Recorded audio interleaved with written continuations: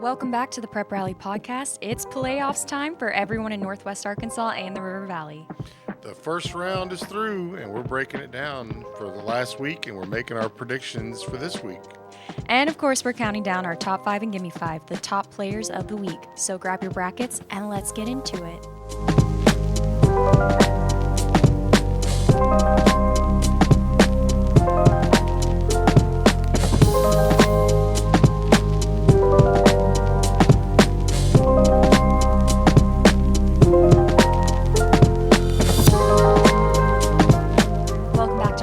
Let's recap some of these games.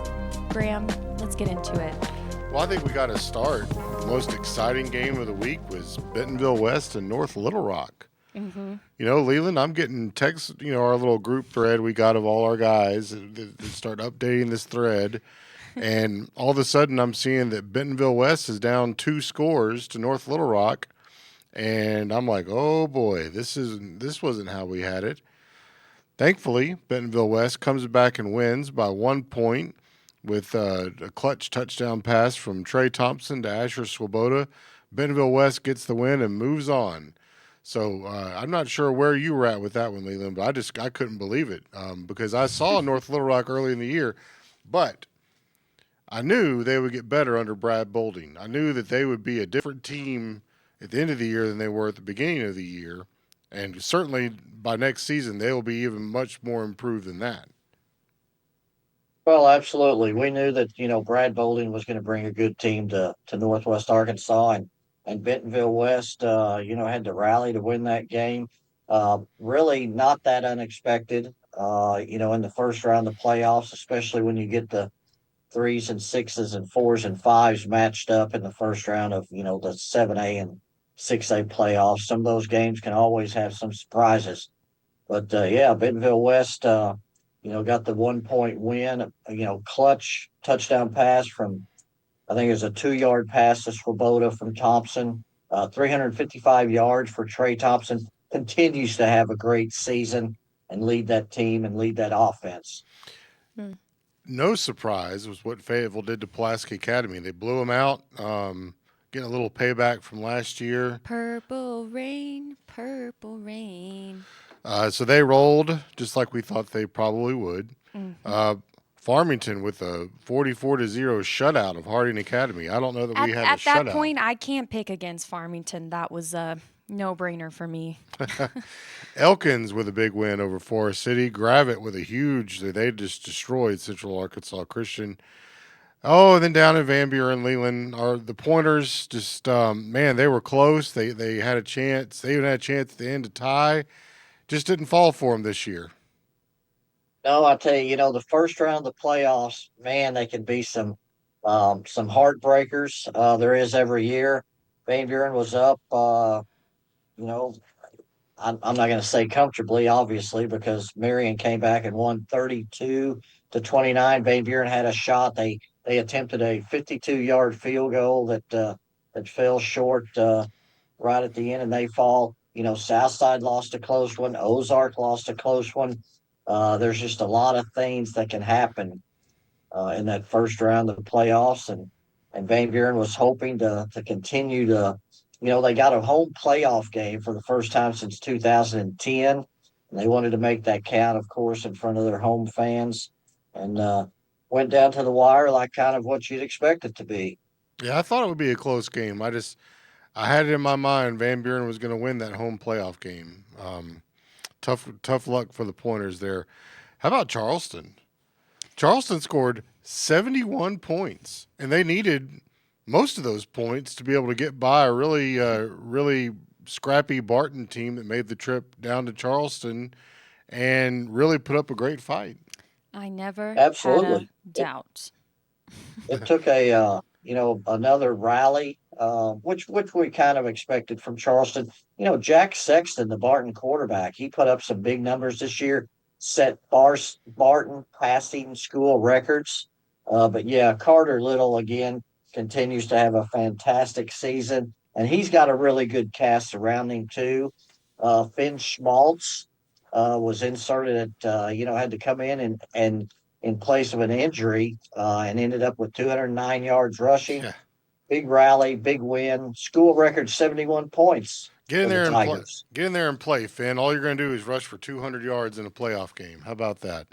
Boonville cruised in their game. And we had several teams that saw their season end. We already mentioned, Van Buren. Gentry saw their season end.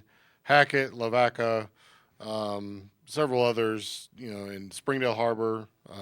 And I didn't even mention, I completely went over this one, but boy, what a game for Springdale High. Let's go Bulldogs. Yeah.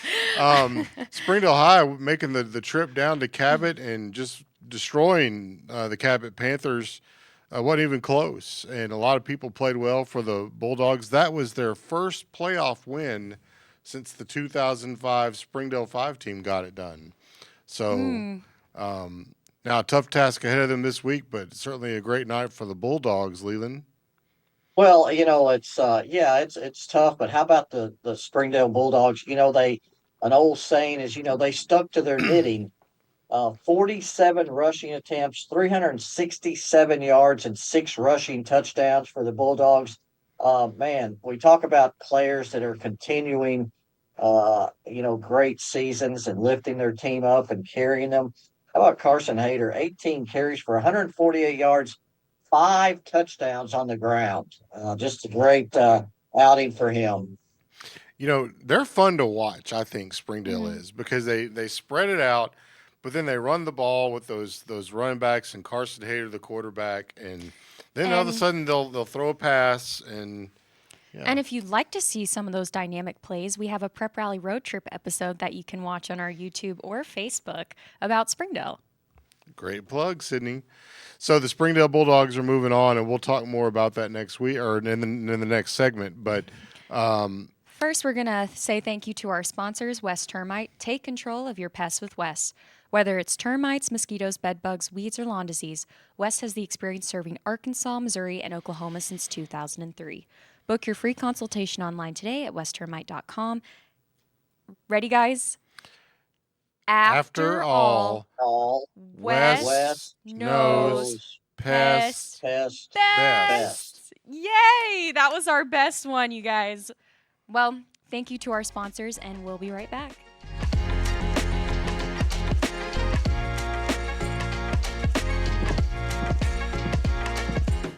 Welcome back to Prep Rally. Let's get into some upcoming matches and predictions in this playoffs.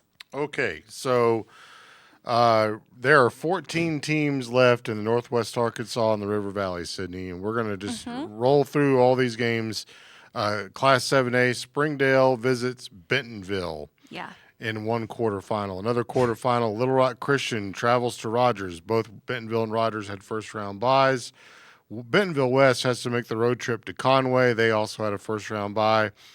Your Fayetteville Bulldogs, they go to Bryant, and Bryant Hornets also had a first-round bye. Now, these first-round byes sometimes, aren't, sometimes you need them. You need to get healthy and all that. Then otherwise you're sitting around for a week, and it can not always be great.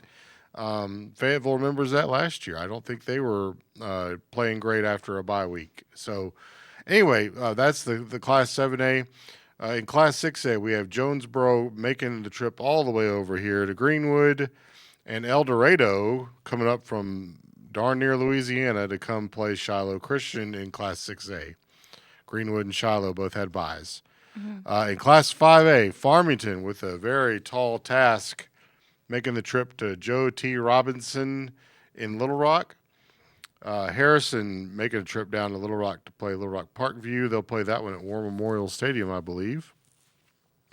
Class 4A, Batesville Southside is at Elkins. Monticello at Gravette. Pocahontas. Wow, the number 5 seed, Pocahontas, upsets the number 1 seed, Nashville, to keep its season alive. And now that means Prairie Grove gets another home game. So Pocahontas comes over to Prairie Grove. I've been to Pocahontas. That's a long way over here. I didn't even know that was in Arkansas. Yeah, it almost isn't. Yeah, it barely is.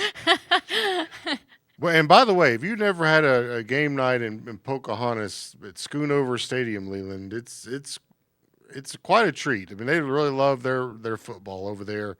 We all love Jeff Williams, the AD at Springdale Harbor, and has been, at Siloam, been the head coach at Southside, and all that. And he's from Pocahontas. His dad was the head coach at Pocahontas back in the day. Dave Williams, Dave Williams. former Van Buren Pointer, played under Claire Bates at Van Buren. Anyway, they're coming over to make the trip at Prairie Grove. Then we have Class 3A Walnut Ridge at Mansfield. Mansfield will be looking forward to getting back out there. Walnut Ridge is about darn near where Pocahontas is. A little long trip. Charleston is at Fordyce. Boonville is at Rivercrest, and I don't need to tell you, Sydney, Rivercrest is on the Mississippi River. So that gives you an indication of how far the Boonville Bearcats are going to travel. It's not the end of the world, but you can see it from there. Yeah, you go almost all the way to Memphis and hang a left. Yeah. Okay, I'm going to pretend like I know what that means. Well, okay. So, wow, we're not going to pick all these games. I'd sure like to. I do but want us to pick this, to have this in there for the Who You Got. Okay, we'll do it. We might need to put a road map up, a map of the state of Arkansas for these playoffs. That'd be excellent. Give me a geography lesson. That'd be fantastic. I can have Well, when it comes to the playoffs, and especially these early rounds, it's a geography lesson for all of us. Yeah, okay, thank you for saying that, Leland. I appreciate that. Okay, so who you got? Let's get into some games. We'll start with the one. It's not on the list, Leland. We're going to do it, though. Sydney's special request here. So, Springdale at Bentonville. Well, I mean, it's no doubt in my mind I'm going to go with Bentonville. And I'm sure you probably are, too. But if you just want to give me a confirmation on that one. Well, there's a reason why they got a first round bye, just like all four of the teams did that received byes in the 7A and 6A. So those teams are very good, and they got a bye for a reason. And I think Bentonville especially rolls on Friday night. All right, Sydney, Springdale at Bentonville. Listen, I'm probably going to get criticized for this, so, zoom into my stuff again. I don't care. Springdale, let's go Bulldogs! Hey, everybody... I like the flex there. That's... Yeah, exactly. But everybody needs someone to believe in them, and you know what? I know Bentonville is a fantastic team. Don't get me wrong. They're a great team. They're undefeated. But I'm going to go for Springdale. I'm going to go for the underdog in this. Let me say this. Something that just makes my day every time I see it on Facebook. Anytime Springdale gets a big win, okay, Brett Hobbs comes bouncing into the huddle and gives like a boom, and the team just goes crazy. Yeah, well. And it is the coolest thing to watch. I told him yesterday, I said, boy, you're getting old. You're going to have to, kind of, pace yourself on those, from here on out. He goes, yeah, I know. Sometimes I wake up and I wonder why my shoulder hurts. Also, maybe it's just me. Like I said, Bentonville is a fantastic team, but I like the traditions with Springdale. They may not be to the eye the most competitive team out there as compared to Bentonville, but at the same time, I think their coach is great. And, speaking of that, too, I saw it live. They all start this dog chant. And they're all woofing and all this stuff, and then they charge their coach after the win. Well, it's a cool celebration. It's a great moment when you win a game, when you win a big game. But you know what? I just wanted to say Springdale because I want y'all to know someone believes in you. Okay. I just liked you doing the Let's go, Springdale. Yeah. So who you got? Bentonville West at Conway. I've seen Bentonville West probably more than anybody has this year on our sports staff, and they've had some really great wins and some real close calls like last week. Coach Pratt, I'm sorry, man. It's you use this for whatever you need. I find making the trip to Conway is going to be a tall order for the Wolverines, so I'm going to go with Conway to beat Bentonville West. Sydney, who you got? I think I just like the mental toughness of this Bentonville West team this year. So, Bentonville West, Coach Pratt, I got you. He's going to say something not so nice in your group chat. Well, Coach Pratt's Picking not in the against group him. chat, so. My We gosh. probably should add him. That'd be kind of fun, actually. Well, I don't think he'd want to be after you pick Conway. Well, you're probably right. Leland, who you got?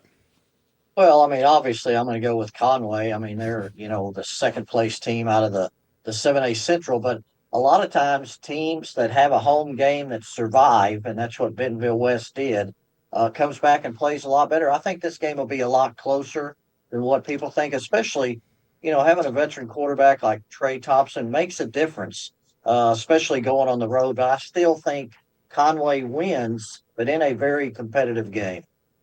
Okay.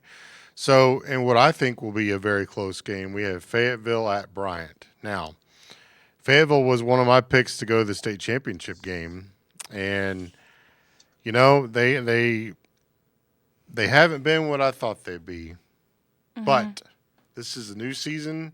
They should have just a ton of confidence after a great win last Friday. I think Fayetteville is going to go down to Bryant and play maybe their best game of the year. I also think Bryant is pretty good, and the Bryant Hornets in Fayetteville season Friday night. Who you got, Sydney? Is there any question who you got? There isn't. Hold on. I think I dropped something. Give me a second.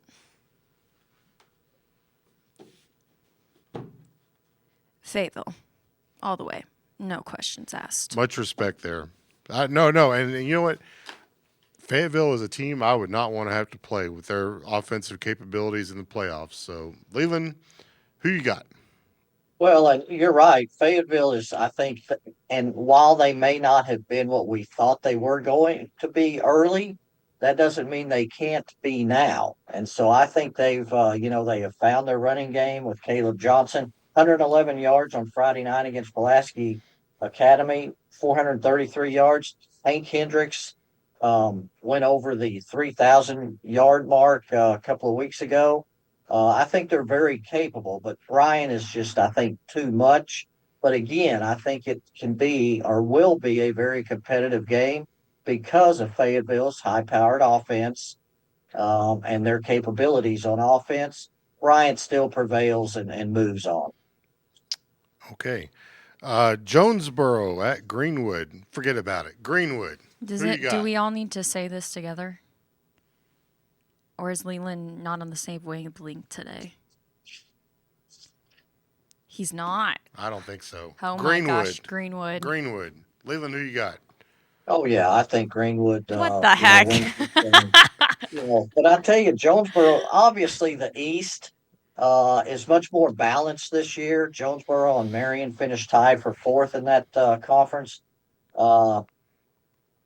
Brown, the running back, 211 yards against Southside, 470 yards in all. And Asa Myers, a veteran quarterback for them, 3-year starter. I think Jonesboro has the type of team that can give Greenwood some problems, but not nearly enough, and Greenwood rolls. All right. Farmington at Joe T. Robinson. Joe T. Man, so this was one of the games I had assigned for capsules this week, Leland, and I'm talking with Coach Tyler Updergrove of Joe T.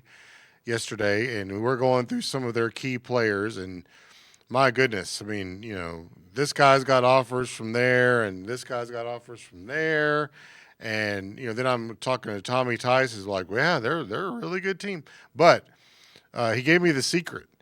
The pregame walkthrough is always at the parking lot at Colton's and Morrilton, and that to me, well, I don't know why that's a big deal. I just thought that was pretty cool, actually. He says they have a big open parking lot, and that's where lunch is. But that being said, Farmington, boy, this is going to be a tough game for them to win. Joe T is a really good football team. They're undefeated. This matchup almost happened last year, but Joe T blew it in the quarterfinals against Hot Spring Lakeside. So, man, I want to pick Farmington, but I just can't. I think Joe T's on a mission. They've got a lot of good players. Give me Joe T. Robinson. Who you got, Sydney? I'm not going to go against a Tommy Tice team. Farmington. That's good. I like that, yeah. And Leland, who you got? Yeah, I mean, I agree with Sydney. It's hard to go against Tom Tice. he has coached more high school football games than any other high school coach, any other coach in the state in history. So he knows how to travel. He knows how to win. He knows what it's like in the playoffs. But a tribute to Rick Fires and Farmington. They ain't scared, but I do think Robinson is just, oh, they're ultra talented, and there's a lot of matchups in the second round that I would think Farmington, I would pick Farmington to win. This is just one of those that, boy, Robinson survived, like we talked about before. They survived a close game at home, had to score late to win last week. I think they're probably just they're just too much for Farmington to handle, and Robinson wins. That being said, every time we start discounting Aiden Lester, that kid does some amazing things. So don't be at all surprised if Sydney's Farmington Cardinals get the win. Last one, we have Charleston at Fordyce. And, Charleston was my pick to win the state championship, so I can't get off. I can't get off their back now. So give me Charleston to go to Fordyce and find a way to win. I don't know how they're going to do it, but they're going to find a way. Sydney, who you got? I've picked Charleston all season. I'm on a roll, so Charleston. Leland, who you got? I too picked Charleston to go to the semifinals before the season. They have done nothing to change my mind about that capabilities. But man, Fordyce, this will be the first time Charleston has ever traveled to Fordyce. Fordyce, the Redbugs, tradition rich school.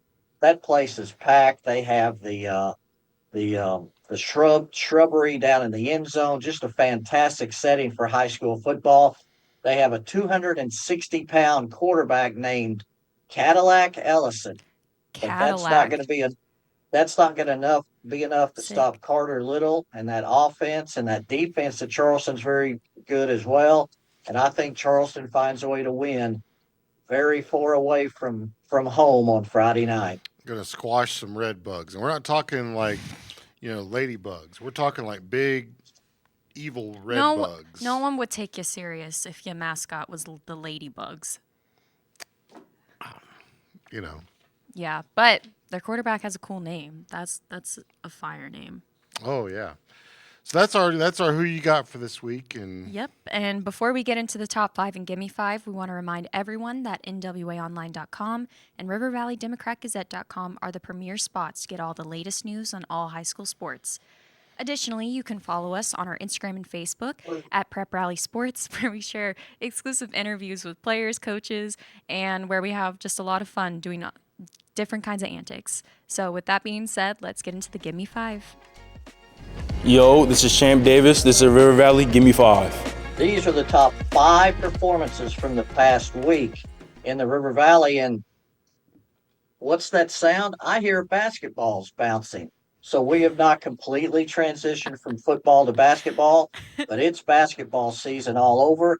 And number 5, Kyla Piercy, a senior forward for Greenwood, in a loss to Fayetteville at Fayetteville last week, scored 45 points for the Lady Bulldogs. Number 4, Shep Newcomb is now in the River Valley. Graham, sorry, but we're claiming him as our own now. He's a senior guard for Alma. In a 67-64 win at Sylvan Hills last week, he scored 27 points to go over the 2,000 point mark in scoring in his career. And then Monday night, he backed that up, went 13 of 18 and scored 31 points against Lamar. Leland texted our group this last night during that game with Alma and Lamar, and he goes, boy, this Shep Newcomb, he's pretty good. Yeah, so we will miss him at Ozark Catholic, but, Alma's not very far away. They make several trips up to Northwest Arkansas. We'll be able to see him. Well, yeah, including one this week, and then they play Subiaco Academy on Thursday.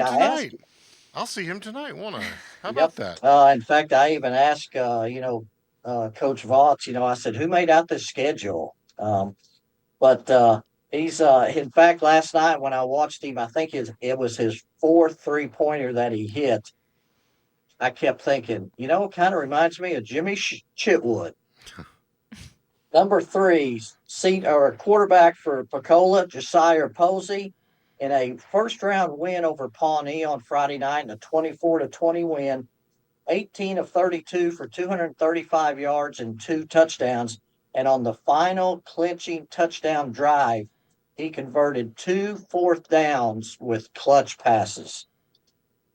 Number 2, Connor Dromer, part of that, quartet of backs that Boonville has. On Friday night in a 69-27 win over Quitman, he had 3 carries for 108 yards and touchdowns of 10 and 72 yards. Defensively, he returned a fumble 66 yards for a touchdown. Number 1, our River Valley Democrat-Gazette Player of the Week. We've mentioned him already, Carter Little, senior quarterback for Charleston, in leading a rally over Barton 71-48 on Friday night.